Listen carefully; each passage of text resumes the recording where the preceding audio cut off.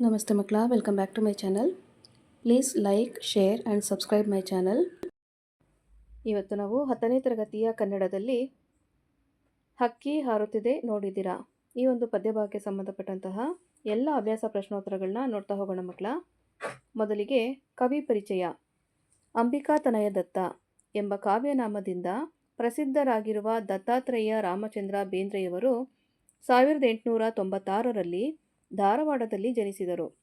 ನವೋದಯ ಕನ್ನಡ ಸಾಹಿತ್ಯದ ಪ್ರಮುಖ ಕವಿಗಳಲ್ಲಿ ಒಬ್ಬರಾದ ದ ರಾ ಬೇಂದ್ರೆಯವರು ಗರಿ, ಕೃಷ್ಣಕುಮಾರಿ, ಉಯ್ಯಾಲೆ, ಸಖಿ ಗೀತ, ನಾದಲೀಲೆ, ಮೇಘದೂತ, ಗಂಗಾವತರಣ, ಸೂರ್ಯಪಾನ, ನಗೆಯ ಹೊಗೆ, ಸಾಹಿತ್ಯದ ವಿರಾಟ ಸ್ವರೂಪ ಮುಂತಾದ ಕೃತಿಗಳನ್ನು ರಚಿಸಿದ್ದಾರೆ. ಇವರಿಗೆ ಕೇಂದ್ರ ಸಾಹಿತ್ಯ ಅಕಾಡೆಮಿ ಪ್ರಶಸ್ತಿ, ಭಾರತೀಯ ಜ್ಞಾನಪೀಠ ಪ್ರಶಸ್ತಿ ಹಾಗೂ ಪದ್ಮಶ್ರೀ ಪುರಸ್ಕಾರಗಳು ದೊರೆತಿವೆ. ಫಸ್ಟ್ ಹೆಡಿಂಗ್ ನೋಡಿ ಮಕ್ಕಳ. ಕೊಟ್ಟಿರುವ ಪ್ರಶ್ನೆಗಳಿಗೆ ಒಂದು ವಾಕ್ಯದಲ್ಲಿ ಉತ್ತರಿಸಿ. ಪ್ರಶ್ನೆ 1. ಹಕ್ಕಿಯು ಯಾವ ವೇಗದಲ್ಲಿ ಹಾರುತ್ತಿದೆ? ಉತ್ತರ: ಹಕ್ಕಿಯು ಎವೆತೆರೆ ದಿಕ್ಕುವ ಹೊತ್ತಿನ ಒಳಗೆ ಗಾವುದ ವೇಗದಲ್ಲಿ ಹಾರುತ್ತಿದೆ. ಪ್ರಶ್ನೆ 2. ಹಕ್ಕಿಯ ಗರಿಯಲ್ಲಿ ಯಾವ ಬಣ್ಣಗಳಿವೆ? ಉತ್ತರ: ಹಕ್ಕಿಯ ಗರಿಯಲ್ಲಿ ಬಿಳಿ ಮತ್ತು ಹೊಳೆಯುವ ಬಣ್ಣದ ಗರಿಗಳಿವೆ. ಪ್ರಶ್ನೆ 3. ಹಕ್ಕಿಯ ಕಣ್ಣುಗಳು ಯಾವುವು? ಉತ್ತರ: ಸೂರ್ಯ ಮತ್ತು ಚಂದ್ರರು ಕಾಲಪಕ್ಷಿಯ ಕಣ್ಣುಗಳು. ಪ್ರಶ್ನೆ 4. ಹಕ್ಕಿಯು ಯಾರ ನೆತ್ತಿಯನ್ನು ಕುಕ್ಕಿದೆ? ಉತ್ತರ: ಹಕ್ಕಿಯು ಸಾರ್ವಭೌಮರ ನೆತ್ತಿಯನ್ನು ಕುಕ್ಕಿದೆ. ಪ್ರಶ್ನೆ 5. ಹಕ್ಕಿಯು ಯಾರನ್ನು ಹರಸಿದೆ? ಉತ್ತರ: ಹಕ್ಕಿಯು ಹೊಸಗಾಲದ ಹಸು ಮಕ್ಕಳನ್ನು ಹರಸಿದೆ. ಪ್ರಶ್ನೆ 6. ಹಕ್ಕಿಯು ಯಾವುದರ ಸಂಕೇತವಾಗಿದೆ? ಉತ್ತರ: ಹಕ್ಕಿಯು ಕಾಲದ ಸಂಕೇತವಾಗಿದೆ. ಪ್ರಶ್ನೆ 7. ಹಕ್ಕಿಯ ಚಂಚಗಳು ಎಲ್ಲಿಯವರೆಗೂ ಚಾಚಿವೆ? ಉತ್ತರ: ಹಕ್ಕಿಯ ಚುಂಚಗಳು ದಿಗ್ಮಂಡಲಗಳ ಅಂಚಿನವರೆಗೂ ಚಾಚಿವೆ. ನೆಕ್ಸ್ಟ್ ಹೆಡಿಂಗ್ ನೋಡಿ ಮಕ್ಕಳ. ಕೊಟ್ಟಿರುವ ಪ್ರಶ್ನೆಗಳಿಗೆ 2-3 ವಾಕ್ಯಗಳಲ್ಲಿ ಉತ್ತರಿಸಿ. ಪ್ರಶ್ನೆ 1.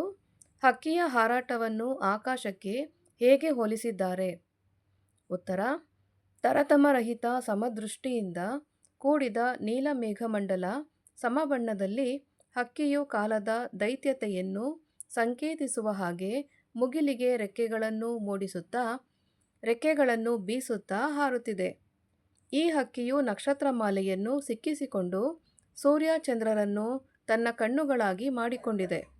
ಕಾಲದ ದೈತ್ಯತೆಯನ್ನು ಸಂಕೇತಿಸುವ ಕಾಲವೆಂಬ ಹಕ್ಕಿಯು ಹಾರಾಡುತ್ತಿರುವ ನೋಟ ಅದ್ಭುತವಾದದ್ದು ಎಂದು ಕವಿ ವರ್ಣಿಸಿದ್ದಾರೆ. ಪ್ರಶ್ನೆ 2.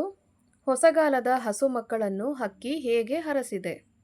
ಉತ್ತರ: ಹಕ್ಕಿಯು ಯುಗಯುಗಗಳ ಆಗು ಹೋಗುಗಳನ್ನು ಹಿಂದಕ್ಕೆ ತಳ್ಳುತ್ತಾ ಹೊಸ ಮನ್ವಂತರದ ಭಾಗ್ಯಗಳಿಗೆ ಕಾರಣವಾಗಿದೆ.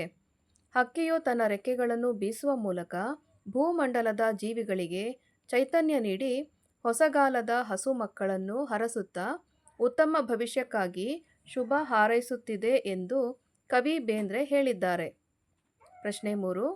ಹಕ್ಕಿಯು ಯಾವ ಮೇರೆ ಮೀರಿ ನೀರನ್ನು ಹೀರಿದೆ? ಉತ್ತರ: ಬೆಳ್ಳಿ ಚುಕ್ಕಿ ಎಂದು ಕರೆಯಲ್ಪಡುವ ಶುಕ್ರಗ್ರಹವನ್ನು ಹಳ್ಳಿಗೆ ಹೋಲಿಸಿ ಕಾಲದ ಹಕ್ಕಿ ಆ ಹಳ್ಳಿಯ ಮೇರೆಯನ್ನು ದಾಟಿ ಹಾರಿ ಹೋಗುತ್ತಿದೆ. ತಿಂಗಳೂರು ಅಂದರೆ ಚಂದ್ರಲೋಕ. ಈ ಚಂದ್ರಲೋಕಕ್ಕೆ ಕಾಲವೆಂಬ ಹಕ್ಕಿಯು ಮಾನವ ರೂಪದಲ್ಲಿ ಏರಿ ನೀರಿನ ಸೆಲೆಯನ್ನು ಹುಡುಕಿ ಅದನ್ನು ಹೀರುತ್ತಾ ಸಂತೋಷವಾಗಿ ಆಡುತ್ತಿದೆ. ಹೀಗೆ ಹಾರುವ ಹಕ್ಕಿ ಆಡುತ್ತಾ ಹಾಡುತ್ತಾ ಹಾರಾಡುತ್ತಾ ಉತ್ಸಾಹ ಹಾಗೂ ಭವಿಷ್ಯತ್ತಿನ ಸಂಕೇತವಾಗಿದೆ. ನೆಕ್ಸ್ಟ್ ಹೆಡಿಂಗ್ ನೋಡಿ ಮಕ್ಕಳ. ಕೊಟ್ಟಿರುವ ಪ್ರಶ್ನೆಗೆ 8-10 ವಾಕ್ಯಗಳಲ್ಲಿ ಉತ್ತರಿಸಿ. ಪ್ರಶ್ನೆ 1. ಹಕ್ಕಿಯನ್ನು ಕಾಲಗತಿಗೆ ಹೋಲಿಸುತ್ತಾ ಕವಿ ಹೇಳಿರುವ ಮಾತುಗಳಾವುವು? ಉತ್ತರ: ಕವಿ ಬೇಂದ್ರೆಯವರು ಕಾಲದ ಗತಿಯನ್ನು ಹಾರುವ ಹಕ್ಕಿಯೊಂದಿಗೆ ಸಮೀಕರಿಸಿ ಹೇಳಿದ್ದಾರೆ. ಚಲನಶೀಲತೆ ಜೀವನದ ಗುಣವಾಗಿರುವುದರಿಂದ ನಿಸರ್ಗದ ಹೊಂದಾಣಿಕೆಯಂತೆ ಕಾಲ ಉರುಳುತ್ತದೆ. ಆಯಾ ಕಾಲದಲ್ಲಿ ನಡೆದ ಪ್ರತಿಯೊಂದು ಘಟನೆಯೂ ಕಾಲ ಉರುಳಿದಂತೆ ಇತಿಹಾಸವಾಗುತ್ತಾ ಹೋಗುತ್ತದೆ. ಎಂತಹ ಪ್ರಭಾವಶಾಲಿಯಾದರೂ ಕೂಡ ನಿಸರ್ಗದ ಎದುರು ತಲೆಬಾಗಲೇಬೇಕು. ಹಕ್ಕಿಯ ಹಾರುವಿಕೆ ಪ್ರಕೃತಿಯ ಸಹಜ ಕ್ರಿಯೆಯೊಂದಿಗೆ ಯುಗ ಯುಗಗಳೇ ಉರುಳಿ ಹೊಸತನಕ್ಕೆ ತೆರೆದುಕೊಳ್ಳುವ ಸಂಕೇತವೂ ಆಗಿದೆ. ಕಾಲ ಎಂಬ ಪಕ್ಷಿಯು ಬಣ್ಣ ಬಣ್ಣದ ರೆಕ್ಕೆಗಳನ್ನು ಹೊಂದಿ ಭೂತ, ವರ್ತಮಾನ ಹಾಗೂ ಭವಿಷ್ಯತ್ ಕಾಲಗಳನ್ನು ಪ್ರತಿನಿಧಿಸುವ ಚಿತ್ರಣವಾಗಿದೆ. ಮುಗಿಲೆ ಬೃಹದಾಕಾರದ ಹಕ್ಕಿಯಂತಿದ್ದು ನಕ್ಷತ್ರ ಮಾಲೆಯನ್ನು ಸಿಕ್ಕಿಸಿಕೊಂಡು ಸೂರ್ಯಚಂದ್ರರನ್ನೇ ಕಣ್ಣುಗಳನ್ನಾಗಿ ಮಾಡಿಕೊಂಡಿದೆ. ಕಾಲವೆಂಬ ಪಕ್ಷಿಯು ಬೇಡದ ವಸ್ತುಗಳನ್ನು ಬಿಟ್ಟು ಸತ್ವದೊಂದಿಗೆ ಖಂಡ ಖಂಡಗಳನ್ನು ತೇಲಿಸಿ ಮುಳುಗಿಸಿದೆ. ಒಳಿತು ಕೆಡುಕುಗಳನ್ನು ದಾಟಿ ಬರುತ್ತಿರುವ ಈ ಕಾಲವೆಂಬ ಪಕ್ಷಿಯು ಇತಿಹಾಸವನ್ನು ಸೃಷ್ಟಿಸುತ್ತಾ ಹೊಸತನಕ್ಕೆ ತನ್ನನ್ನು ತಾನು ತೆರೆದುಕೊಳ್ಳುವ ಮೂಲಕ ಭೂಮಿಯಲ್ಲಿ ಜನಿಸುತ್ತಿರುವ ಹಸು ಮಕ್ಕಳನ್ನು ಹರಸುತ್ತಾ ಮುಂದೆ ಸಾಗಿದೆ ಎಂದು ಕವಿ ಹೇಳಿದ್ದಾರೆ. ನೆಕ್ಸ್ಟ್ ಹೆಡಿಂಗ್ ನೋಡಿ ಮಕ್ಕಳ, ಸಂದರ್ಭ ಸಹಿತ ಸ್ವಾರಸ್ಯವನ್ನು ಬರೆಯಿರಿ. ಮೊದಲನೇ ಸಂದರ್ಭ, ರೆಕ್ಕೆಗಳೆರಡು ಪಕ್ಕದಲ್ಲುಂಟು. ಆಯ್ಕೆ, ಈ ಸಾಲನ್ನು ದ.ರಾ ಬೇಂದ್ರೆಯವರ ಗರಿ ಕವನ ಸಂಕಲನದಿಂದ ಆಯ್ದ ಹಕ್ಕಿ ಹಾರುತ್ತಿದೆ ನೋಡಿದಿರಾ ಎಂಬ ಪದ್ಯಭಾಗದಿಂದ ಆರಿಸಿಕೊಳ್ಳಲಾಗಿದೆ. ಸಂದರ್ಭ, ಕವಿ ದ.ರಾ ಬೇಂದ್ರೆಯವರು ಕಾಲದ ಗತಿಯನ್ನು ಹಾರುವ ಹಕ್ಕಿಗೆ ಸಮೀಕರಿಸಿ ವರ್ಣಿಸುವ ಸಂದರ್ಭದಲ್ಲಿ ಕಾಲಪಕ್ಷಿಯ ರೂಪವನ್ನು ತಿಳಿಸುತ್ತಾ ಅದರ ಎರಡೂ ಕಡೆ ಕೆನ್ನನ ಮತ್ತು ಹೊನ್ನಿನ ಬಣ್ಣದ ಎರಡು ರೆಕ್ಕೆಗಳಿವೆ ಎಂದು ವರ್ಣಿಸುವ ಸಂದರ್ಭದಲ್ಲಿ ಈ ಮಾತನ್ನು ಹೇಳಿದ್ದಾರೆ.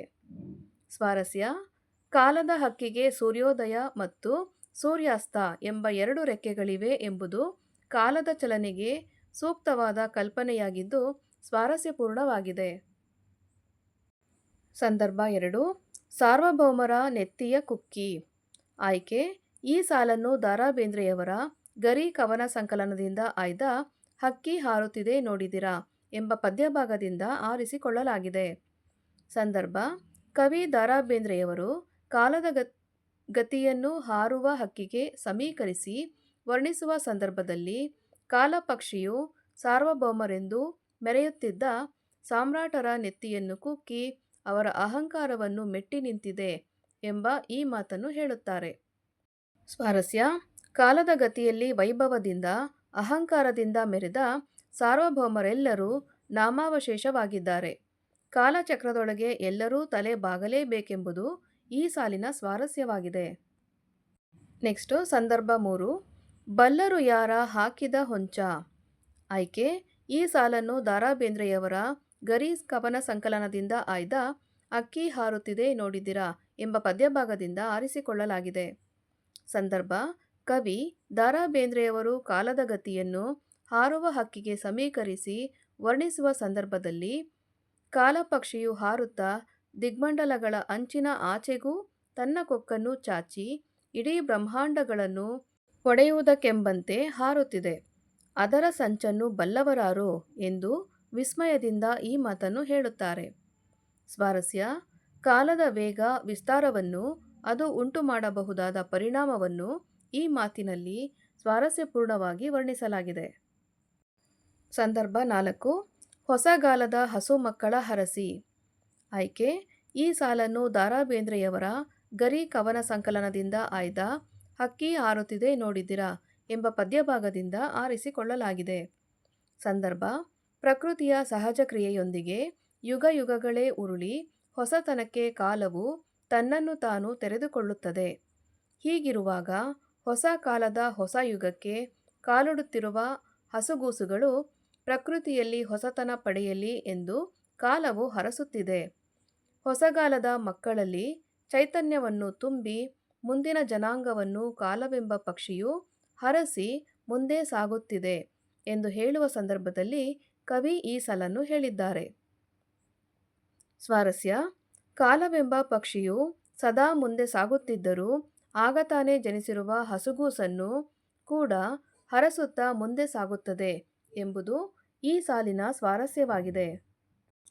ನೆಕ್ಸ್ಟು ಸಂದರ್ಭ 5, ಮಂಗಳಲೋಕದ ಅಂಗಳಕ್ಕೇರಿ. ಆಯ್ಕೆ, ಈ ಸಾಲನ್ನು ದ.ರಾ ಬೇಂದ್ರೆಯವರ ಗರಿ ಕವನ ಸಂಕಲನದಿಂದ ಆಯ್ದ ಹಕ್ಕಿ ಹಾರುತ್ತಿದೆ ನೋಡಿದಿರಾ ಎಂಬ ಪದ್ಯಭಾಗದಿಂದ ಆರಿಸಿಕೊಳ್ಳಲಾಗಿದೆ. ಸಂದರ್ಭ, ಕವಿ ದ.ರಾ ಬೇಂದ್ರೆ ಅವರು ಕಾಲದ ಗತಿಯನ್ನು ಹಾರುವ ಹಕ್ಕಿಗೆ ಸಮೀಕರಿಸಿ ವರ್ಣಿಸುತ್ತಾ ಕಾಲಪಕ್ಷಿಯು ನಕ್ಷತ್ರಗಳನ್ನು ಮೀರಿ ಚಂದ್ರಲೋಕದ ನೀರನ್ನು ಹೀರಿ ಆಟವಾಡಲು ಹಾರಾಡಲು ಮಂಗಳಲೋಕದ ಅಂಗಳಕ್ಕೇರಿದೆ ಎಂದು ವರ್ಣಿಸುವ ಸಂದರ್ಭದಲ್ಲಿ ಈ ಮಾತನ್ನು ಹೇಳುತ್ತಾರೆ. ಸ್ವಾರಸ್ಯ: ವೇಗದ ಕಾಲಗತಿಯಲ್ಲಿ ಮಾನವನು ವೈಜ್ಞಾನಿಕವಾಗಿ ಮುಂದುವರಿಯುತ್ತಾ ಚಂದ್ರ, ಮಂಗಳ ಗ್ರಹ ಮುಂತಾದ ಕಾಯಗಳೆಡೆಗೆ ಹಾರುತ್ತಿರುವುದನ್ನು ಈ ಮಾತಿನಲ್ಲಿ ಸ್ವಾರಸ್ಯಪೂರ್ಣವಾಗಿ ವರ್ಣಿಸಲಾಗಿದೆ. ನೆಕ್ಸ್ಟ್ ನೋಡಿ ಮಕ್ಕಳ, ಭಾಷಾ ಚಟುವಟಿಕೆಯಲ್ಲಿ ಫಸ್ಟ್ ಹೆಡಿಂಗು, ಕೊಟ್ಟಿರುವ ಪದಗಳಿಗೆ ಸಮಾನಾರ್ಥಕ ಪದಗಳನ್ನು ಬರೆಯಿರಿ. ಸೂರ್ಯ ಅಂದರೆ ಭಾಸ್ಕರ, ರವಿ, ಭಾನು, ನೇಸರ ಇವೆಲ್ಲವೂ ಸೂರ್ಯನ ಸಮಾನಾರ್ಥಕ ಪದಗಳಾಗಿರುತ್ತೆ ಮಕ್ಕಳ. ಮೇಘ ಅಂದರೆ ಮೋಡ, ಗಡ ಅಂದರೆ ಸಣ್ಣದಾದಂತಹ ಕೋಟೆ ಅಥವಾ ಸೀಮೆ, ಹರಸು ಅಂತಂದರೆ ಆಶೀರ್ವದಿಸು ಅಥವಾ ಹಾರೈಕೆ, ಒಕ್ಕಿ ಅಂತಂದರೆ ಕಸ ಕಡ್ಡಿ ಬೇರ್ಪಡಿಸುವುದು ಅಥವಾ ಶುದ್ಧೀಕರಿಸುವುದು, ಚಿನ್ನ ಅಂತ ಹೇಳಿದ್ರೆ ಕೆಂಪು ಅಥವಾ ಕೆಚ್ಚನೆಯ.